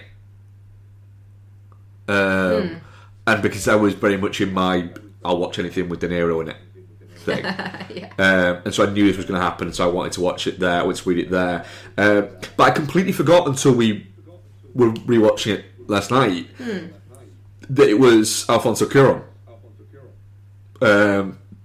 So I completely forgot that, and then I like vague little memory bits of it. I mean, it did really well when it came out. It doubled its budget. It's just now it would have probably Timothée Chalamet and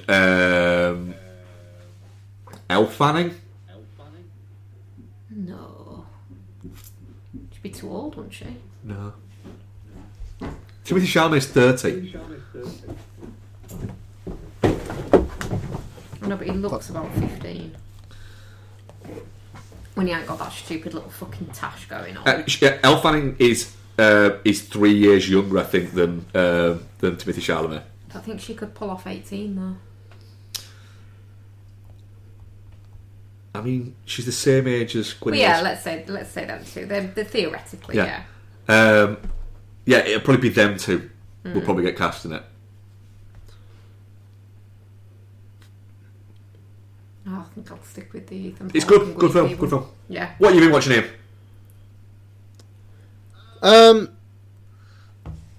A few things. There's already people arriving on the red carpet. Yeah, it all starts to kick off, doesn't it? Like, Rose Byrne's already there. She knows she's not going to win. She's already there. And now she's just got to wait around for fucking hours before being told she hasn't. I reckon she's going to get something to eat. You just go to the bar, though, wouldn't you? Yeah, good night. Just go to the bar whenever you can, get shit. Is Bobby there? Oh, he's got to be. He's got to be, yeah. They have a great night. I reckon they've got a hotel. they will. They've got someone's looking after kids for full night. They're making a real fucking night of it. Yeah, absolutely. Good on it. Yeah. Fucking, that's a great couple, that Rose Byrne and Bobby. Oh, yeah. Fair play. Like, absolute fucking Yeah, box they'd be a great pint. Yeah. Yeah, absolutely. Yeah, a few things. I watched The Fall Guy again. How many times you watched this now? 4? I haven't rewatched it yet, and I kind of want to, but I keep not. And I watched, so I bought it on 4K, and I watched the extended cut, which is like 25 minutes longer. Shit, hell. And I already thought it was long enough. There is an entire extra bit on an action sequence, like an extra 5 minutes. It's pretty remarkable. Like, so, I don't know how much you remember, because the film's a couple of years old now, but it's like he's in a club, and he gets spiked, and then he's chasing someone. Oh, yeah. And it's like while he's seeing unicorns and stuff. Yeah. And there is a full extra 5 minutes where they've just cut that out and then just cut back into it, where it's essentially, I think in the theatrical version, he basically leaves the club and like almost immediately sees the guy and just kind of like rolls down a hill and then just jumps in front of his taxi. But here, there's a massive chase, and it's all right, you know. But there's just massive swathes of dialogue that have been cut out, and it is kind of remarkable just to see how not essential to a film bits of an action sequence can be, where like. It's a full-on action sequence, and it's not in the theatrical cut. It's really wild. But yeah, like I say, there's like extra dialogue bits, and that's fine. But this cut is too long. But I like The Fall Guy. It's not as good as I wished it was.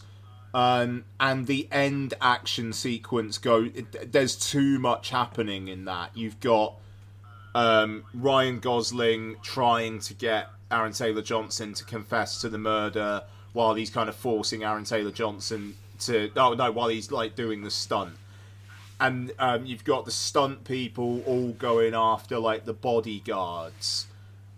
And then like that kind of bit ends, but then it's Hannah Waddingham and Aaron Taylor-Johnson in the helicopter with Ryan Gosling, and like they set up the big thing for Ryan Gosling to jump into, and it just all takes way too long. But it is fun, and I watched it because like Project Hail Mary, and it's like I really really like Ryan Gosling being the lead of blockbusters. Yeah, and I'm hoping like Project Hail Mary is apparently very very good. And I hope it's that thing that propels him into, yeah, you can actually top line a blockbuster and you don't have to be in a comic book movie. That would be lovely. Yeah, it would really be really nice if Project Hail Mary just does really really well. Yeah. And like Aaron Taylor-Johnson's such a great fucking dickhead in this film. Yeah, like he's really really good. So yeah, The Fall Guy, I like it. It will now probably be a while until I watch it again, unless it's on the plane in a couple of months. Fair. I honestly, if The Fall Guy is on the plane, I'll probably end up watching the fucking thing. That's fair. So there we are. Okay, so I also watched the Spielberg War of the Worlds, which looks terrific on 4K. It does. The post 9/11 of this film really fucking hits hard when you forget how post 9/11 it is. like, it's a very upsetting film, for large portions of it, and like there's a sequence in it where they're in the car, and then they're basically forced out of the car. Like, and then a guy gets into the car, even though Dakota Fanning's in the back, and Tom Cruise is just like, look, you can take my car, just give me my daughter, just give me daughter. I just want my daughter.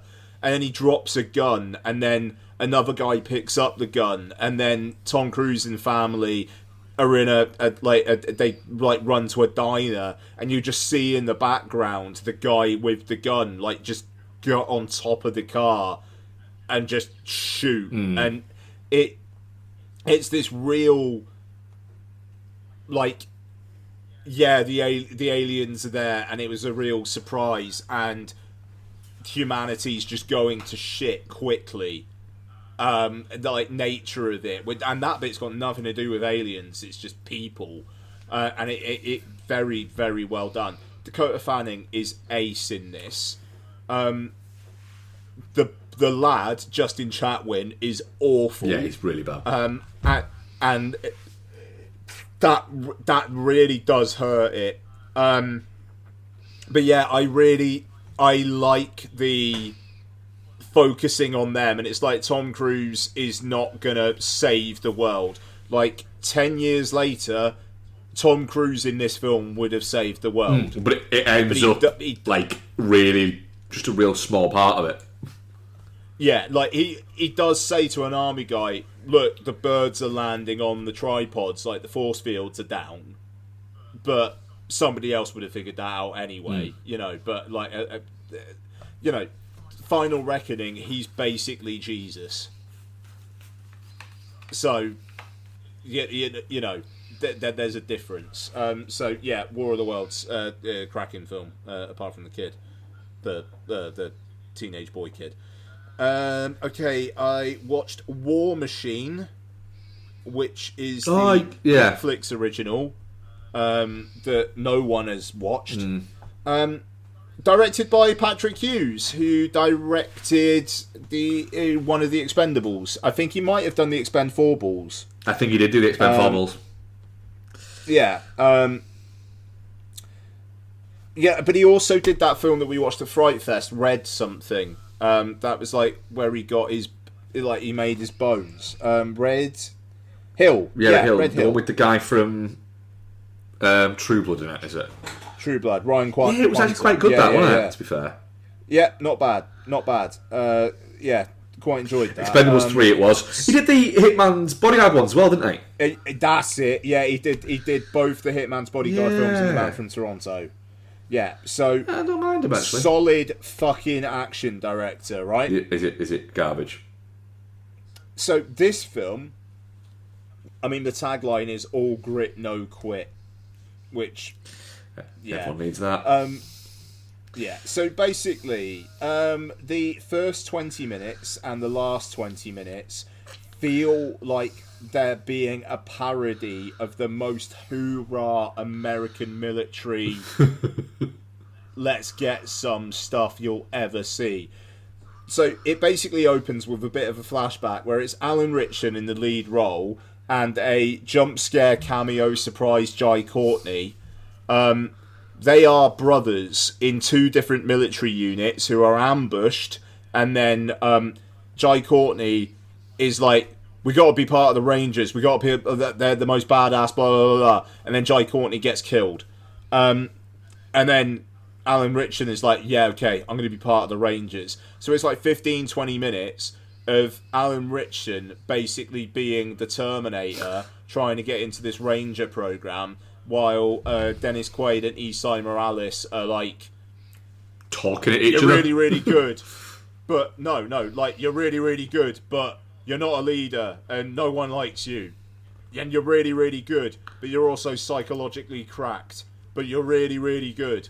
So we're going to put you through to this final test despite the fact that you apparently just tried to drown yourself. It's a whole thing.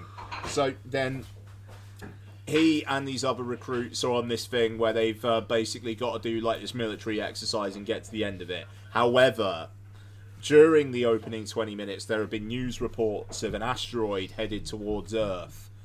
What? And wouldn't you know it? The literal war machine, that's basically just like an alien machine, comes basically kills most of the trainees and whatnot, and Alan Ritchson and the survivors have to try and get away from it. So there's aliens now in it. So it's just a big machine. Oh.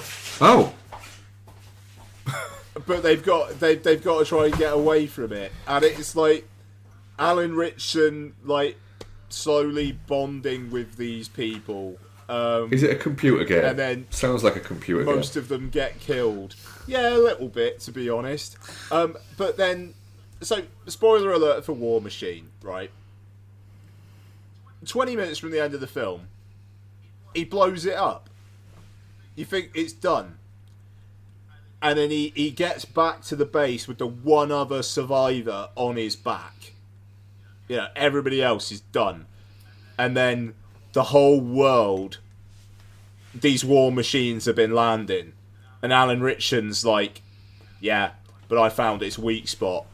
You've basically just got to cover up one of its vents and they blow up. It's like, oh my god. And then the end of it is the world going to war against these machines. And I was just like, is this setting up a sequel or something? But the end of it is just Alan Ritchson, through the whole film, they've been saying, he hasn't been getting a lot of sleep. He doesn't really sleep. He's traumatised. And the end of it is him going to war, and he's asleep in a helicopter. And it's just, I swear, just the fact that, when it said directed by Patrick Hughes at the end, I was just like, I swear he's Australian. And it's like, yeah, he is. And it is the most fucking, I'm just going to make the most fucking red meat and beer fucking bollocks that Netflix will lap up and give me a good amount of money to make. Yeah. And I'll get to make another one. Yeah, exactly. Just the most jingoistic shite. Yeah. The action in it is not bad, it's got production value to it. It looks like it was shot in real places, which I know I say a lot, but it does, and there's value in that these days. But yeah, I mean, it's pretty fucking pointless. It is empty calories, but you feel dumber by the end of it. But also just all the hoorah stuff. It's like anyone outside of the US, I just don't know what you get out of it, and it's quite a large chunk of it. So I just might give it a miss. Yeah, look, I mean, you watch plenty of shite. Yeah. But yeah, you could probably give it a miss. But hey, look, I watched it on while on the treadmill over a couple of sessions. Not the treadmill, the elliptical, and it did fine. Last one, Hamnet. I did watch Hamnet because I wanted to just get all the best picture ones in before the Oscars that I'm actually not going to watch. Yeah, look, Jessie Buckley's very good. Paul Mescal, I actually think, was robbed of Best Supporting Actor nomination. Oh. I don't like Paul Mescal all that much in films. I thought he worked pretty well in this, actually. I think he probably just needed one big scene. He just needed that Oscar scene. But I think he is a very good supporting Jessie Buckley in this.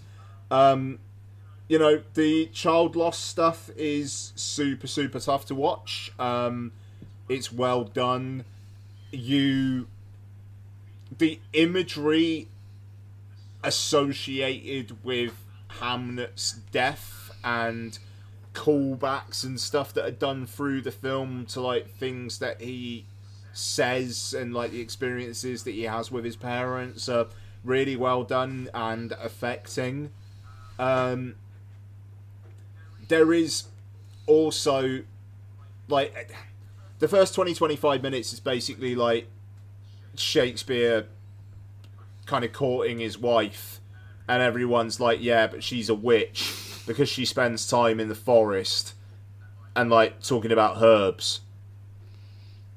And I was a little bit like, this is the Chloe Zhao crunchy, earthy stuff. Which, the bit that you were worried that it was going to be. yeah. Which is basically the reason why her Buffy reboot's not got picked up, apparently. Because Chloe Zhao's style wasn't really what they were looking for. No, because nobody wants to watch a 26-episode Chloe Zhao TV show. Yeah. I mean, look, just very quickly, I also think 5 years ago, when it was cool to be woke, it would have been greenlit, and I think we live in depressingly different times. At the same time, I'm not entirely sure I want to watch a Chloe Zhao Buffy series. Two things can be correct. Yeah.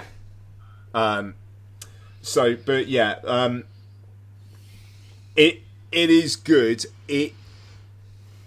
It makes a really lazy choice at the end. I'm going to spoil it because you guys obviously don't care. I know. It's it by now. Is it that a small penguin bounces on and just says, "I'm putting a team together," and then fucking Charles Dickens and Emily Bronte fucking come out in the background? Oh, the Penguin Cinematic Universe. That was Yeah. banging. No, that would have been lovely. So, look, the music is by Max Richter. Max Richter made a very famous piece of music that has been played in Shutter Island and Arrival and many other things. I know the piece of music. It's an incredibly beautiful piece of music, yes. It is.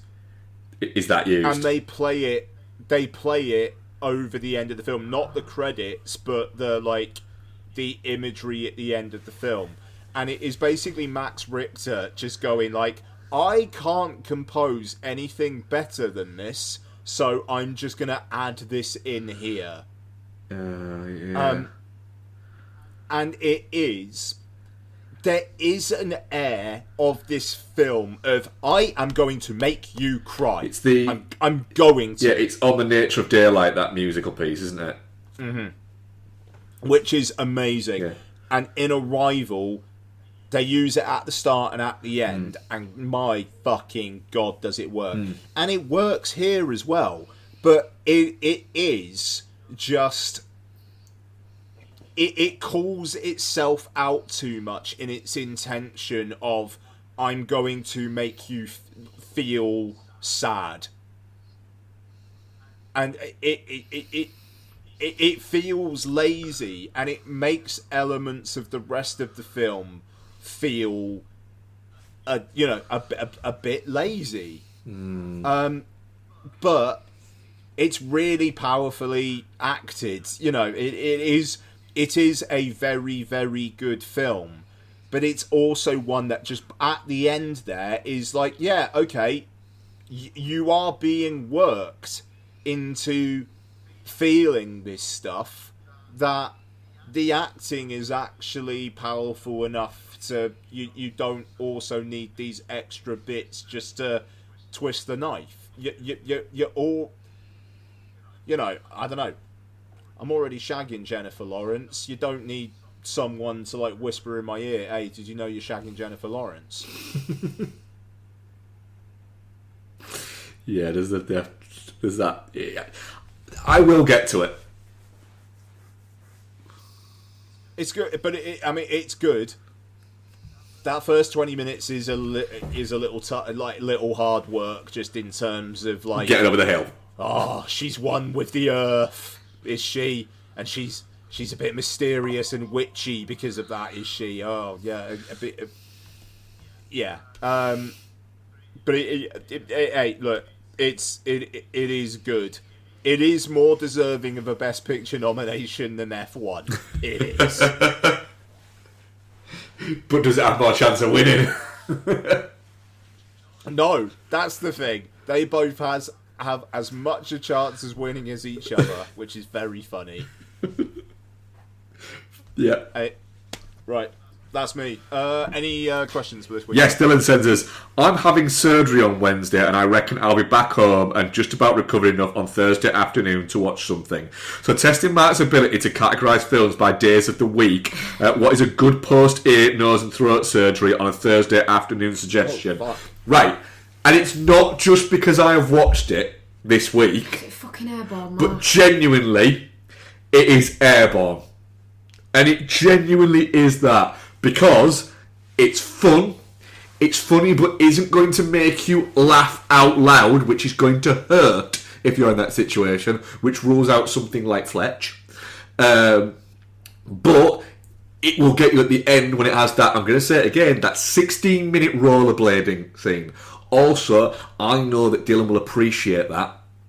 There. So it's Airborne. I'm fairly certain it is now available on Apple TV as well. I'm going to check that to make sure I'm not making myself look a fool. Pump Up the Volume's a good Thursday movie. Pump Up the Volume. No, that's a night movie though. Pump Up the Volume I have to watch on a night. Yeah, but it'll lead to my after his Yeah, children's movie. there you go. It's on there, and yeah, Pump Up the Volume would be a good aside piece for that as well. Side piece. Yeah, Pump Up the Volume is Airborne's side chick. yeah. I think Pump Up the Volume would be happy with that. Yeah. Yeah. What we're covering next week, Ian? My answer's Audition. Coming up on next week's show, Project Hail Mary, and Ready or Not 2, Here We Come. Yeah. Looking forward to both of those.